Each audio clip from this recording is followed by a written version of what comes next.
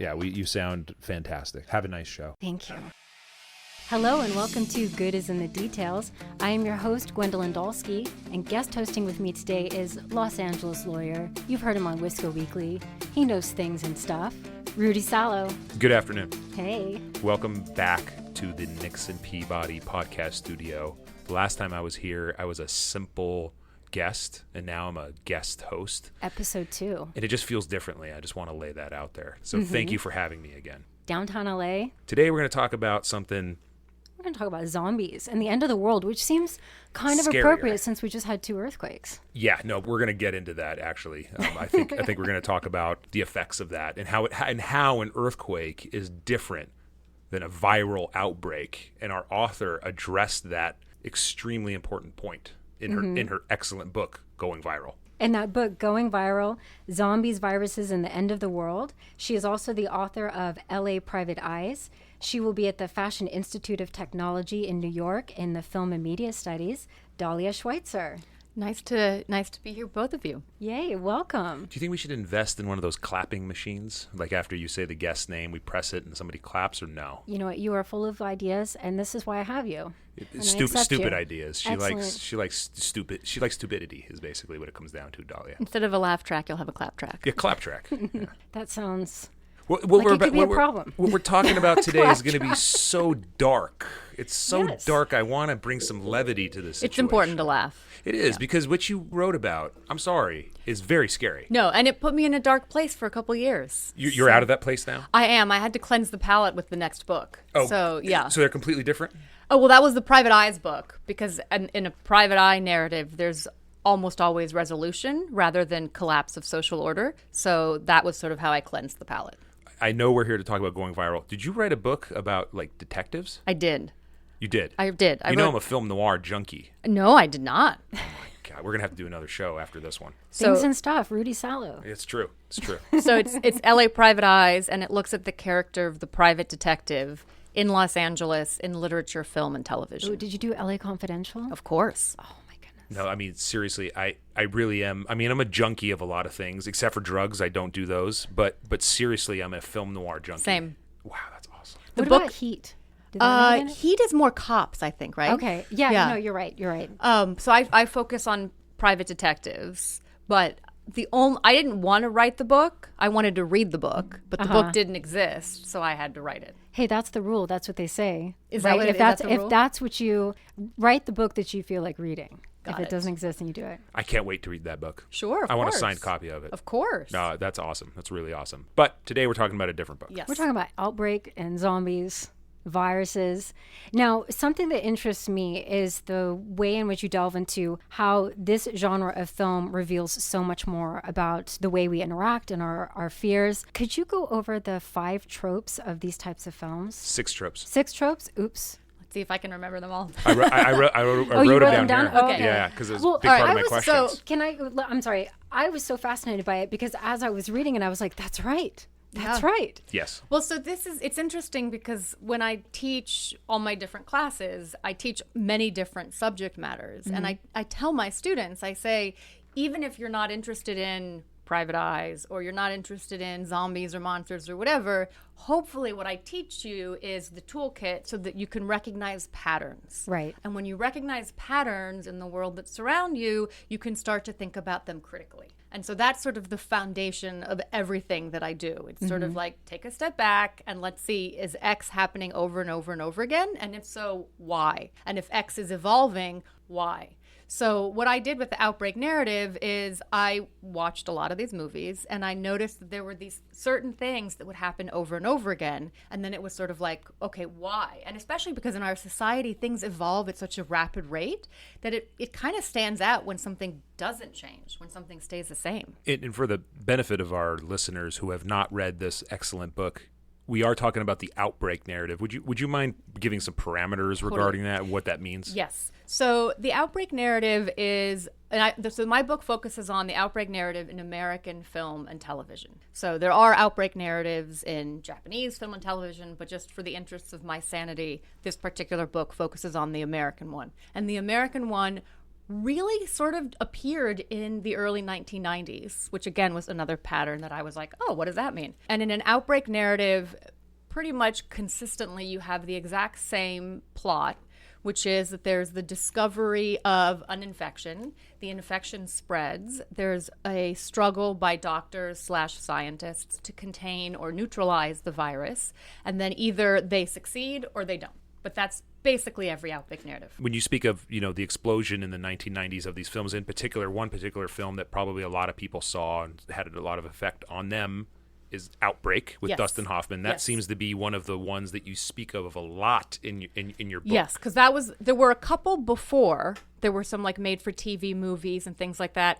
But Outbreak, that came out in 1995, was the most profitable, sort of most prominent. And so that really sort of launched the trend. And then it would continue as really outlined in Outbreak until you got to 28. Well, so after 9/11, you still have the same basic outbreak narrative, but rather than having the virus spread by a monkey, say, you start having the virus spread by terrorists. So that's just kind of like it's a little minor adaptation. And then after 28 days later, you start to get the fusion of zombies with infection. But it's still the same fundamental outbreak narrative. It's so interesting. I remember the first one that we're talking about from 95. I remember experiencing the anxiety as I was watching that. But I mean, just listening to you talk about, okay, post 9/11, then this is what happens, then the zombie thing. It's really interesting how these films are reflecting our consciousness. Well, that's what drew me to film and media studies in the first place, is that I kind of feel like I'm really a cultural studies scholar, and hopefully I'm not offending any cultural studies scholars. But for me, I'm interested in understanding the world in which we live. And I feel like one of the best ways to understand the world in which we live is to look at what's on screen. Because what's on screen is going to be reflecting what's happening in real life. So for instance, when I teach my History of American Television class, my students are probably surprised by how much I keep coming back to American history, because what's on television doesn't just come out of a vacuum, right? I mean, there's a reason why certain shows are popular when they're popular. And so if you want to understand the American mindset in the 1970s, go watch some episodes of MASH, because that becomes like a time capsule. That's what drew me to film and television, is it's like, again, for me, one of the original, and we're going to get back to the tropes, but one of the original inspirations for the book was I grew up in the late 80s, early 1990s, and so there was never a period in my life where I did not know about sex and AIDS. Like, I learned about the two of them simultaneously. It wasn't like I learned about one first and then the other. So for me, sex was always deadly. Intimacy could always be fatal.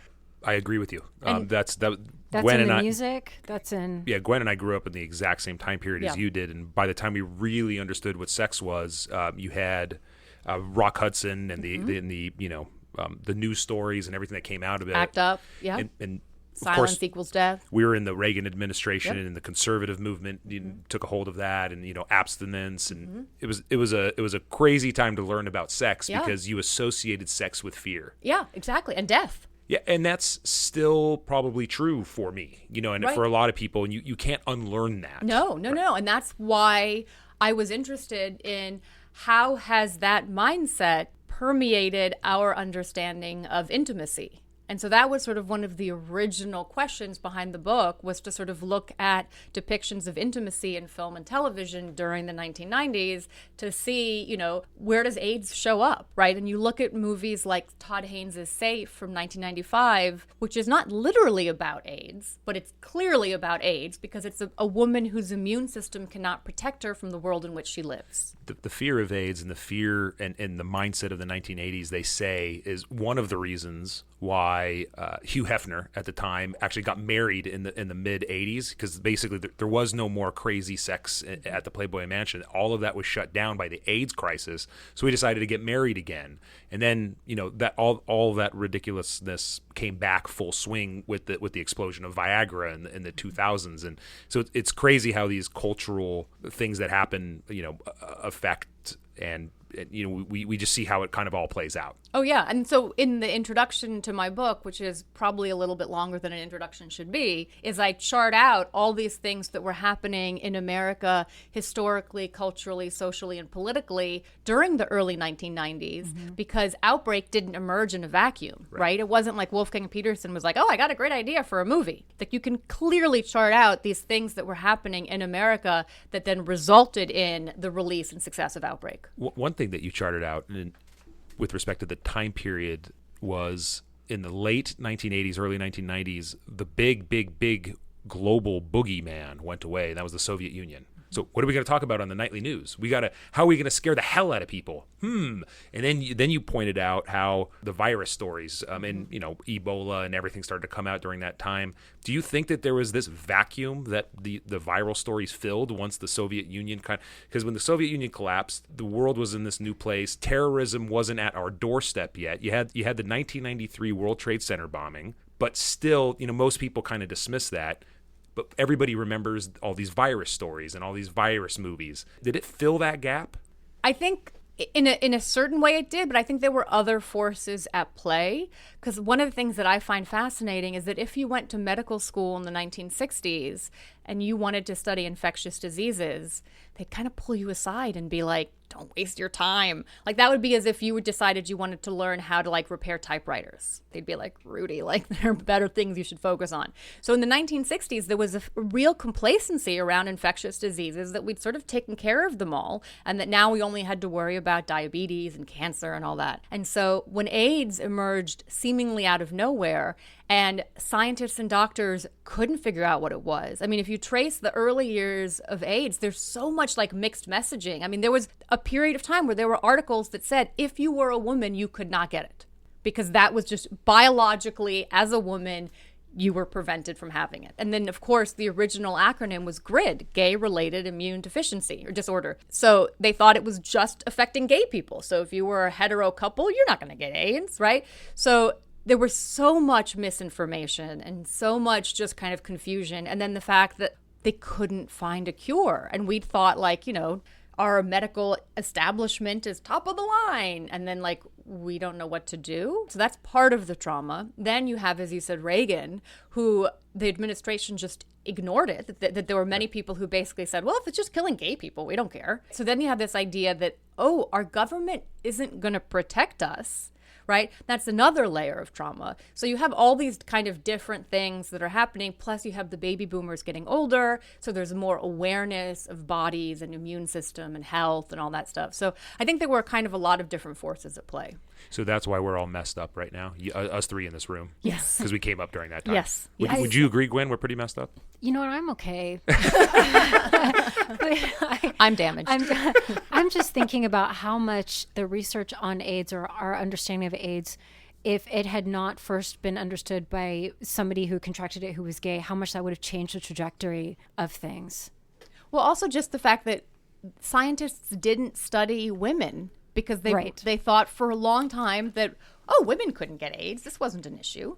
Yeah. And so it's imagine if from day one they had known it was a that it affected heterosexual people.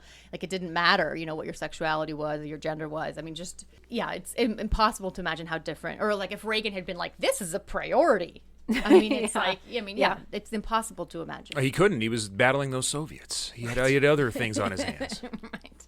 If Rock Hudson would just go away, then everything would be okay. Well, I think that's one of the things that you bring up in your book that really made me think about this concept of otherness. Could you tell us just for people listening, what does otherness mean? What do you mean by otherness?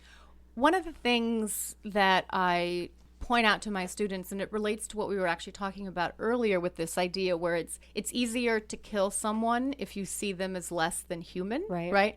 And it's easier to lock someone up in a cage if you see them as less than human, right? Mm-hmm. I mean, this is from time immemorial. We look at, in the early 20th century, and it was those immigrants, they're bringing in disease, right? So it's if you other someone, if you make them less than human, then it's easy to overlook them. It's easy to treat them differently. And so one of the kind of trajectories that I point out to my students is this idea of like, who is the other at that cultural moment? So for instance, when AIDS first started, it was gay people. And so it was gay people who didn't matter. So if gay people died, who cares?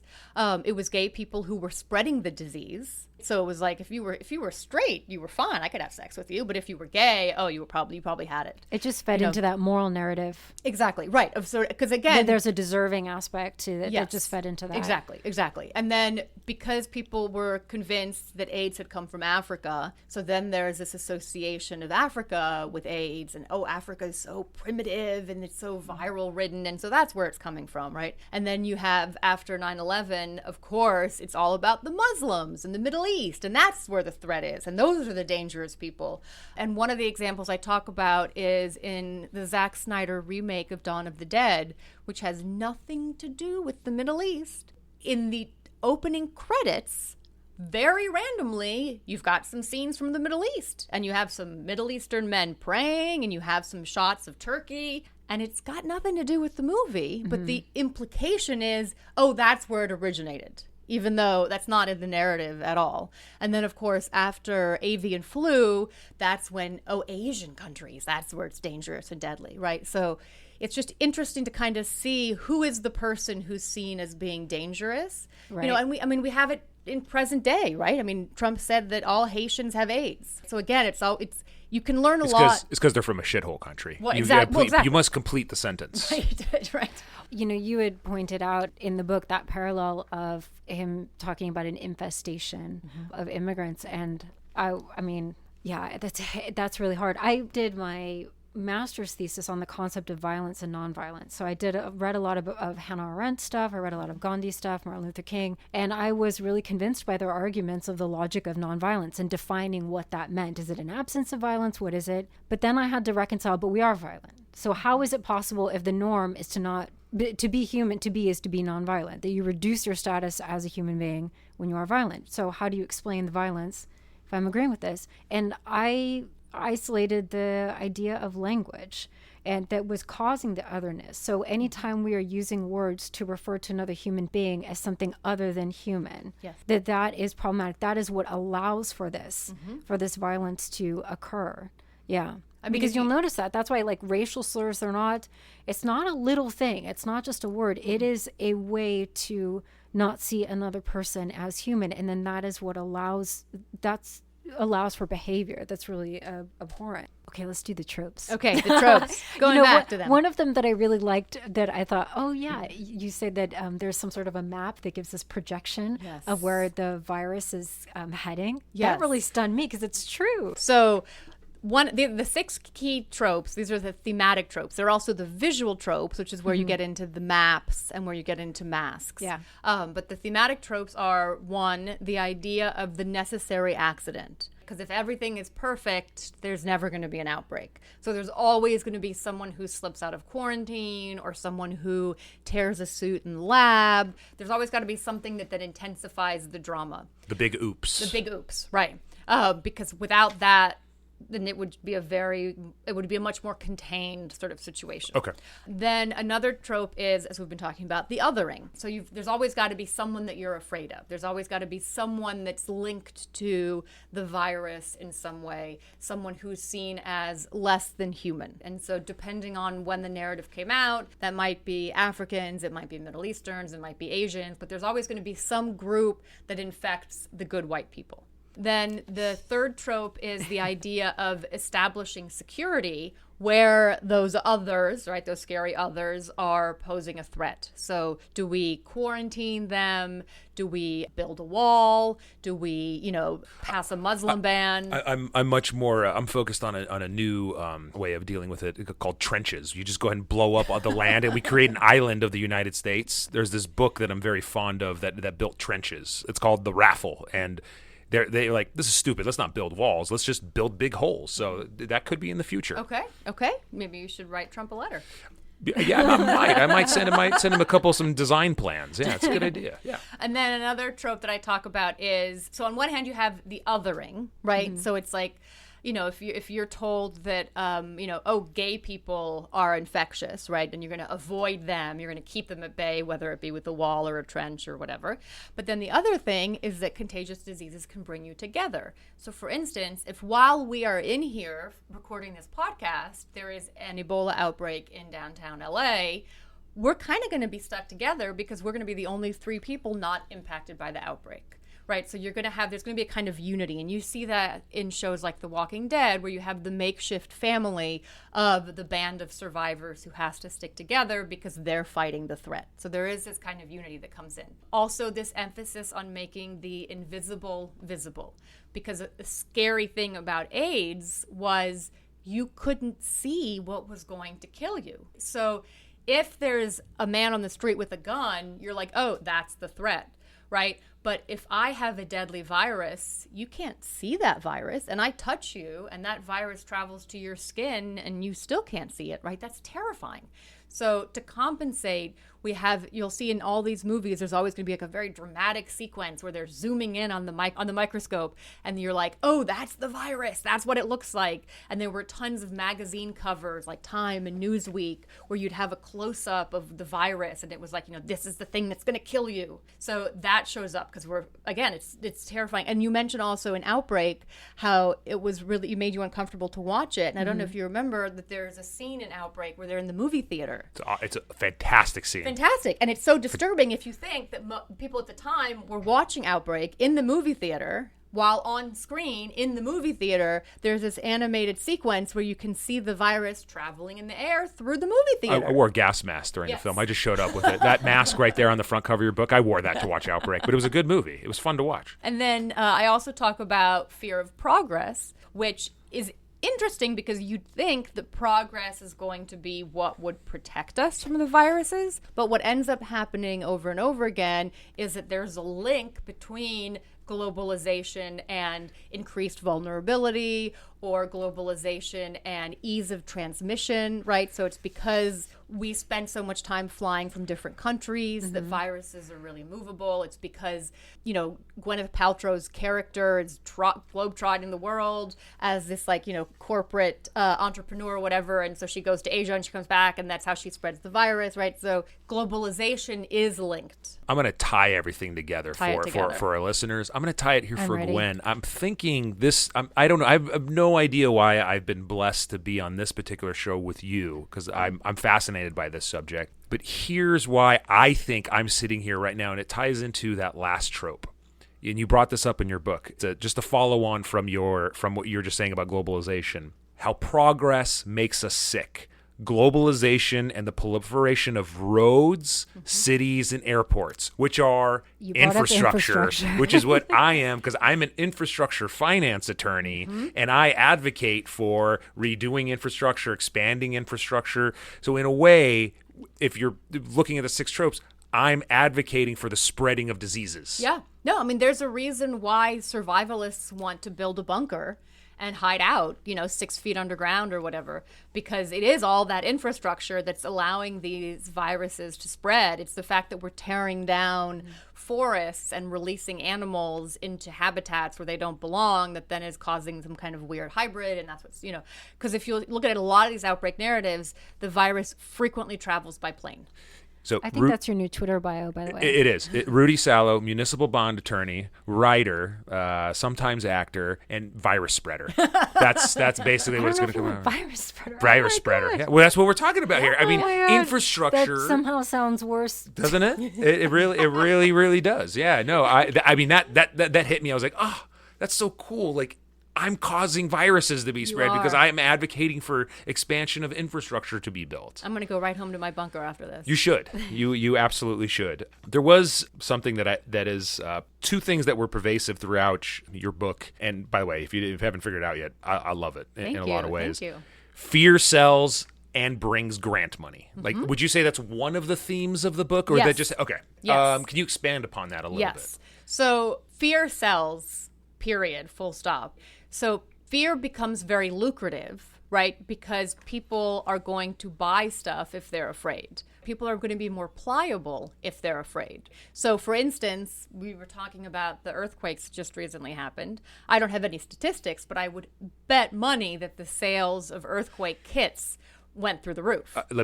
I got about 6 fire, my wife, 6 fire extinguishers. We just got the house checked for, the foundation and stuff. The amount of money that we're supposed to spend now because of these earthquakes makes me want to get a virus. I mean, seriously. No, and the earthquake survival kits, you've got to update it every year. I mean, it's an investment, right? We have 20 things of peanut butter in my house right now. I'm not kidding. I mean, it's absolutely incredible. No, I have bottles of water stashed in well, now I know where to go in an emergency. Oh yeah, no, yeah. Except, I don't know if there's going to be any infrastructure that's going to get you all the way from Pasadena to Manhattan Beach. If you get almond butter, then I'll be there without an emergency. Oh, perfect. We've got tons of almond butter. Yeah. No, you're right. But fear definitely sells. I love the and brings grant money. Yes. One of the things that you mentioned in the introduction, and perhaps this was the 1970s, and this had to do with maybe it wasn't the swine flu or Gerald Ford, and how the CDC, they made this they went overboard with one army person died, and Gerald Ford told everybody to get vaccinated against some kind of flu. Oh, that was an extreme reaction. Yeah. Yeah, and in your book you pointed out, the CDC really advocated for this because then their budget got tripled or quadrupled after that. And this is some of the stuff that I outlined in the introduction that set the stage for Outbreak, because there was a reason why Americans were so primed to be terrified of Ebola in 1995. Let me emphasize, there has been 1 death on American soil of Ebola. If you're gonna be freaking out about stuff that might kill you, you should be more concerned about diabetes or falling in your bathtub. But instead, there's this sensationalized fear about Ebola because we've been programmed that it's this horrific thing and that we're all at risk. And so if you look at what was going on in the early 1990s, you'll see that a lot of people in the sort of medical science community were speaking in this very hyperbolic language about how, 1 out of every 3 people are going to die as a result of HIV. All we need is 1 little mutation. And it's okay, calm down. That's not really a thing. And I think another important distinction that's really overlooked is that a disease can either be very fatal or very contagious. It cannot be both. Because if it's very fatal, it's going to kill you before you've spread it. And if it's very contagious, the reason it's contagious is because you're still alive to spread it. So this idea that there's going to be this massive virus that's very contagious and very fatal, it logically doesn't make sense. But one of my favorite anecdotes that I talk about in the book is the concept of disease surveillance. And this was during the Korean War, when budgets were being slashed for basically everything but the Defense Department. And Alexander Langmuir at the CDC had this incredibly clever idea where he was I'm going to call this practice disease surveillance. What's disease surveillance? Disease surveillance is basically just kind of keeping up with hospital records so that if there's a weird case of the flu in Boston and there's a weird case of the flu in Northampton and there's a weird case of the flu in Vermont, you're I'm going to track those. They might be related. That's disease surveillance. It's looking to kind of see for patterns. But he called it disease surveillance because that sounds really sexy and, defense related. And so he got funding from the Defense Department for disease surveillance for the CDC, even though it's not really a military thing.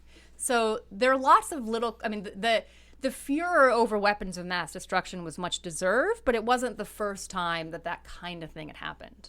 I get it. Sometimes you have to change the branding of what you're doing in order to get those marketing dollars. I mean, it's capitalism at the end of the day. I mean, that's just kind of how it works. I mean, I understand, especially in a time of slashing budgets in the 1950s. One of the results of the fear that you write about is that one of the consequences, I actually wrote 4 consequences: immunological, did I pronounce that correctly? Sure. Okay, there we go. Political, social, and ideological. Okay. What are some examples of the political and social consequences of this idea of a deadly disease or deadly carriers that you've noticed in these films? Well, One of the things that I talk about in my classes is this idea that in ancient times, rulers would supposedly, I mean, it's probably hyperbolic, but they would dream of an outbreak, because when there's an outbreak, people will do whatever you tell them to do. And so I think an excellent example of that is if you look at what happened after 9/11, when people were like, oh yeah, let's give Bush all the authorization because this is a really scary time, and if he wants to declare war, like, that's okay. So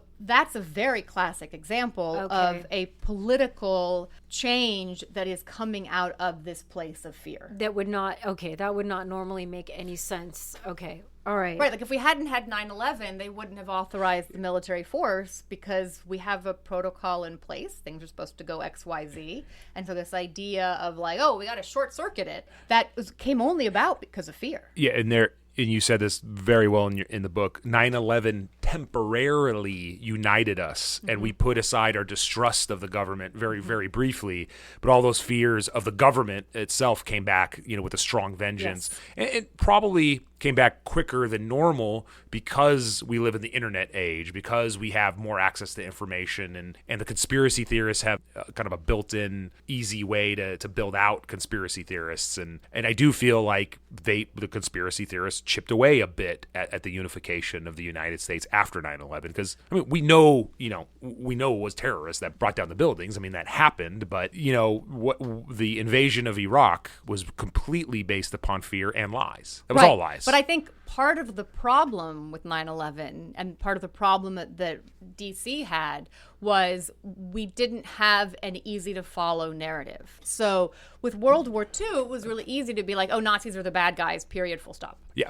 But who's Al-Qaeda? Is Al-Qaeda Iraq, Iran, Right. Afghanistan, Saudi Arabia? It's the problem with the stateless actor. Whenever you have something that's stateless in a way, and you have a multi-country components to the organization that was Al-Qaeda and probably still is Al-Qaeda in whatever form that it's in now, it's one of the problems. Is because you can't just easily point your finger at one particular pace. You have to point all 10 of your fingers at all. Well, are they really involved? And Saddam Hussein's problem, right? And when you're looking at the Iraq War of 2003, is his silence as to whether or not there were some silence, because he feared Iran and he feared the other countries that are around him. He probably should have been a lot more vocal about, no, we don't have weapons of mass destruction. No, we don't have these things. But he had his own fears to deal with. And I don't know if it would have made a huge difference. And it probably wouldn't have. No, we were going after him. Yeah. I mean, it was written in 1991 that this was going to happen. I mean, I couldn't agree more with you. But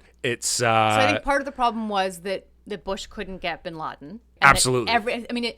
So who could he easily get? Forgive me for this tangent, but it's a little bit like what went wrong with Twin Peaks, where David Lynch put all his eggs in the Who Killed Laura Palmer basket. And then it was kind of like, once you got Laura Palmer, how do you sustain the TV show? Whereas with 9/11, it was like, okay, we're putting all our eggs in the basket of Osama bin Laden, but then we couldn't find him.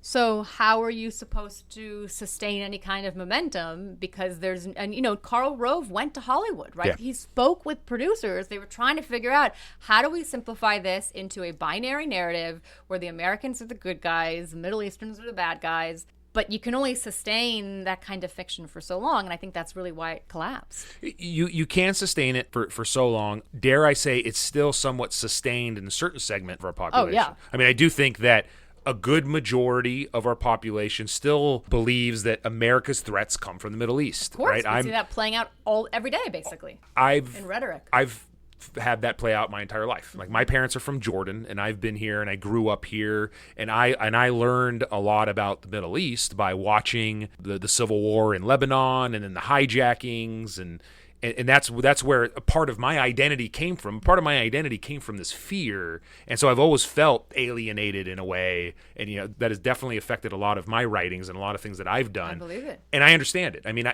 I get it. And then lo and behold, 9/11 actually happens. Mm-hmm. It happened, and it's like, well, damn.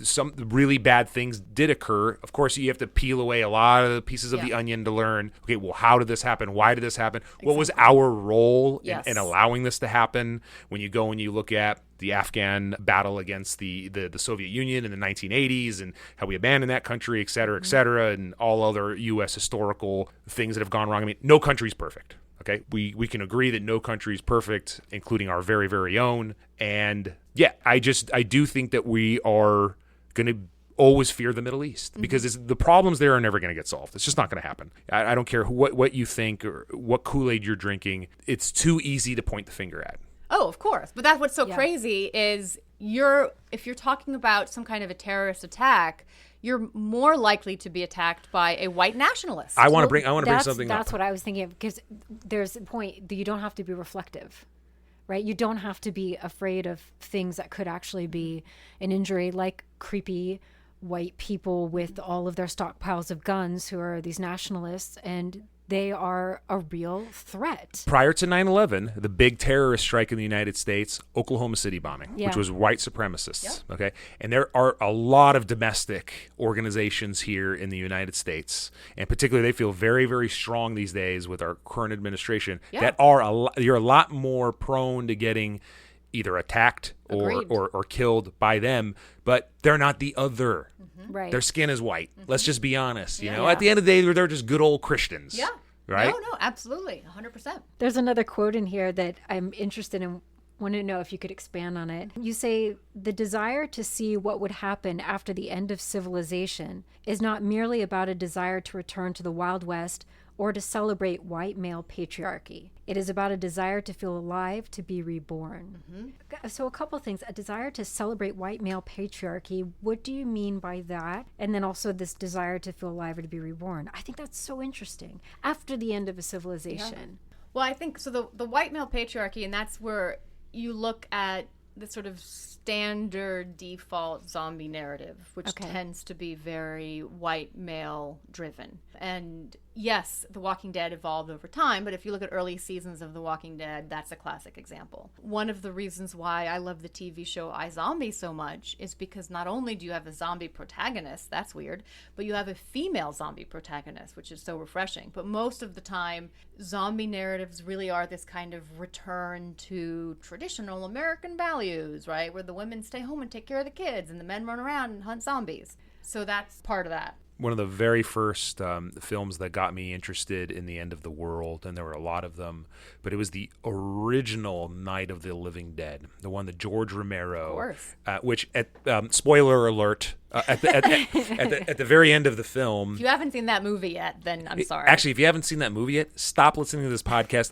Go onto YouTube because it's in the public domain. Yeah. You can download it and watch it for free because somebody screwed up and didn't renew the copyright on it. At the very end. And then come back and listen to the podcast. Yeah, and then listen to it again. And then at the very end, the black protagonist is killed by a white man at the very, very end of that movie. I mean, it just ties it together. I know. And what's fascinating about Night of the Living Dead is so when George Romero was originally working on that screenplay, there was no racial subtext. He didn't know that this main character was going to be an African American. I think it's Dwayne Jones. Yeah. So it originally was going to be, usual zombie movie, lots of white people. And then a couple things happened. One is, of course, that Dwayne Jones ended up being the best actor for the role. But then it was sort of like once he was there, all these other elements sort of took on this kind of additional gravitas. And so Martin Luther King was killed or assassinated after the film had finished shooting. But it was in such close proximity that people watching that movie couldn't not think about Martin Luther King's assassination. So it was sort of like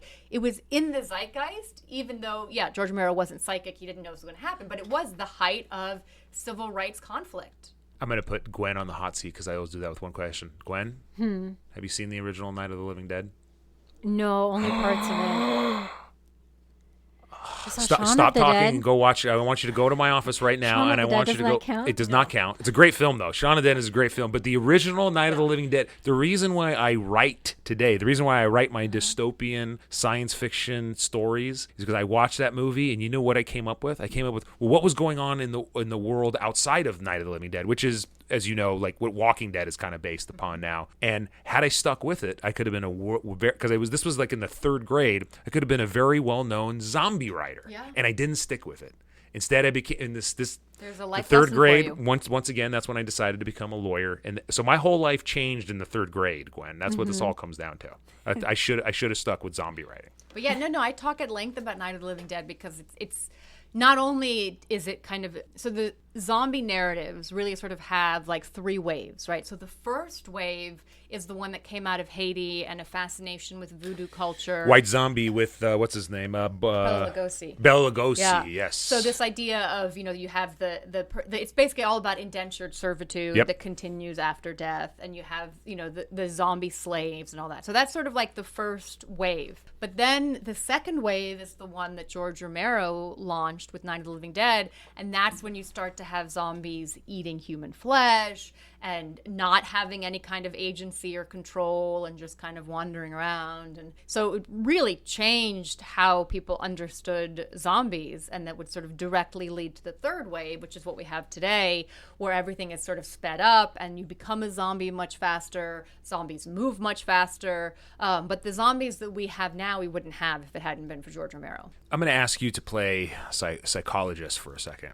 Why is it my favorite genre to write is dystopian? Is it because I want to play out the what ifs in my brain, or what is it about it? I love to write dystopian. I like to kind of read it a little bit. I like to watch movies, but why would somebody like me prefer to write in that genre, would you think? This is one of the questions that I unpack in the book, is because, why are we so fascinated with all these dystopian narratives? You're not alone, right? Lots of people are fascinated with what will the end of the world look like. And I think one is, as you said, it's the playing out of the what if, right? If you open up the newspaper, you'll find an article that says the world is going to end in 20 years because of climate change. It's like impossible to turn that off. So it's sort of like, okay, well, what is the world going to look like when XYZ happens? But then you have the converse, which is that kind of romanticizing of that notion, which is, wouldn't it be kind of awesome if I didn't have to worry about student loans and Twitter and my credit card bill and my mortgage and picking up the soy milk at Trader Joe's and just all this garbage that fills our sort of day-to-day life, and literally all you had to worry about was surviving and protecting your family?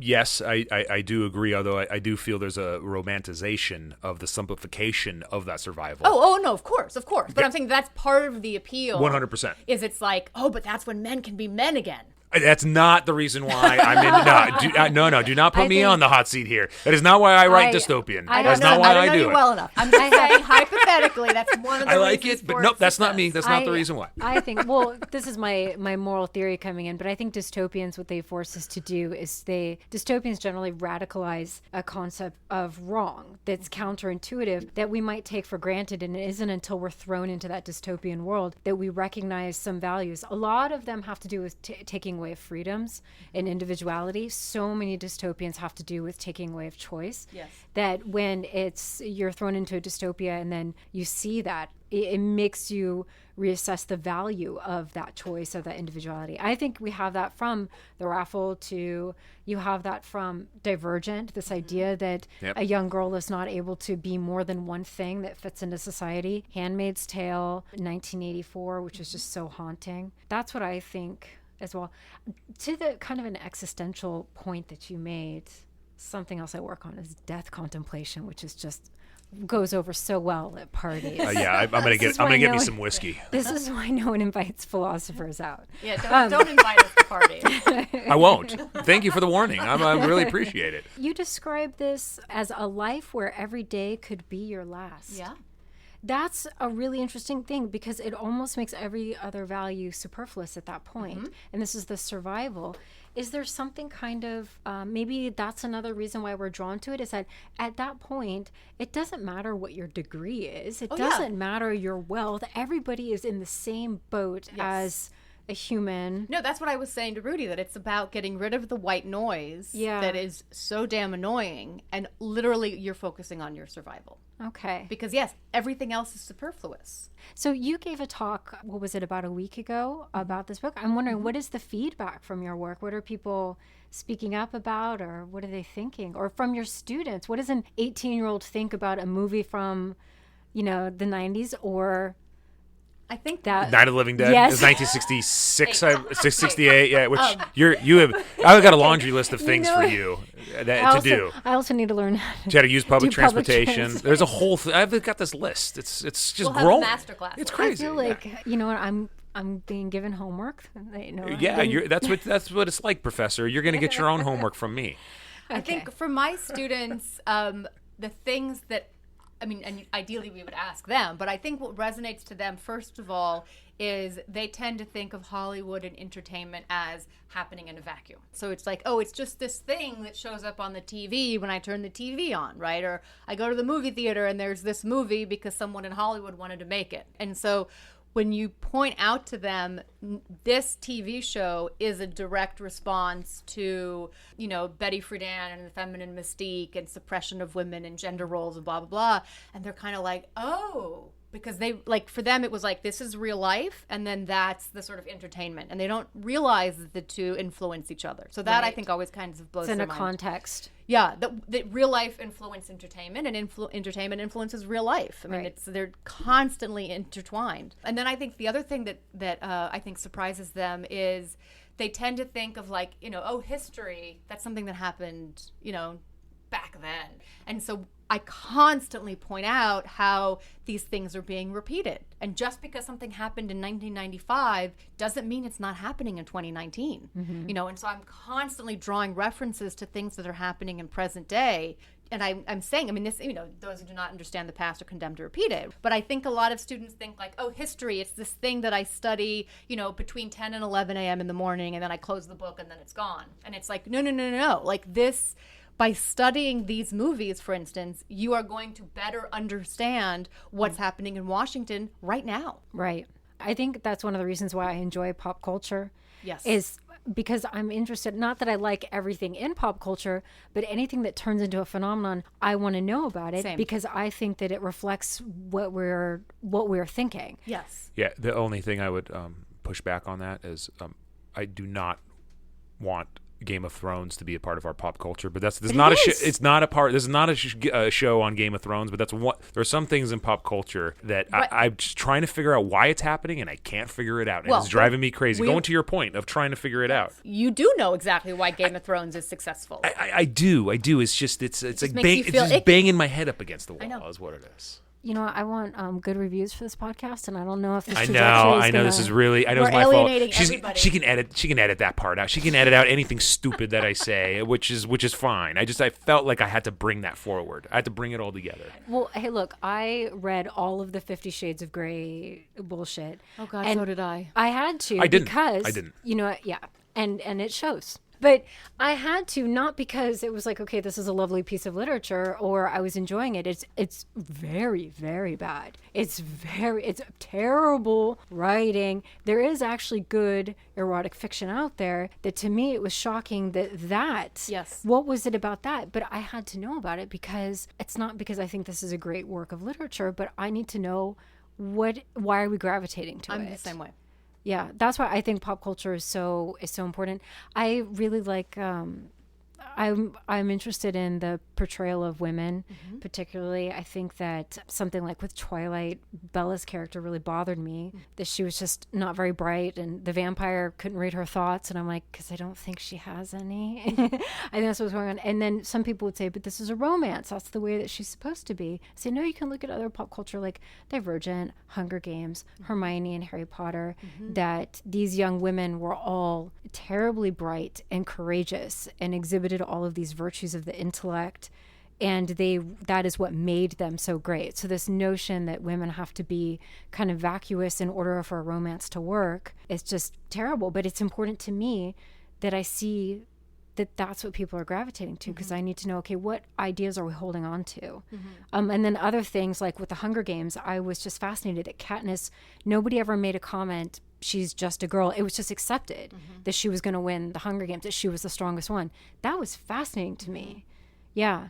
So sometimes with the pop culture, it can reflect, I think where we're going. And then other stuff like with 100%. Bella, it's like, geez, this is appealing to a segment of the population, which I think is problematic and is showing where we're going. No, I think it becomes a really excellent kind of concentrated way to understand what's happening off screen. Yeah, that's great. Okay. I think we covered it. Zombies, outbreaks, Twilight. Virus spreading, politics, infrastructure. Virus I brought spreading infrastructure in that this. just sounds so vile. I know it's Rudy. very. I'm not It is gonna allow very you to put it vile. on your. It is. It's. I mean, it could be. Next time you're at the taken- airport, you think the word virus spreading. That's basically what the book says. There's probably a sign that says, if you've had these symptoms or you've recently been to these countries, There is blah, blah, blah. There is a sign inside of the airports. That's what I'm saying. Yeah, That's what I'm saying. that's exactly right. Like, you don't even have to, it's going to find you. It's going to remind you. No, you're right. It's time to end. I have to go end this, and I have to go issue some more bonds to spread some more viruses. Gwen, That's I'm sorry. lovely. Yeah, I That's just wanted to lovely. put that thought out there for you and your listeners. Okay. Dahlia, how can people get in touch with you? They can find me on my website. This is dahlia.com.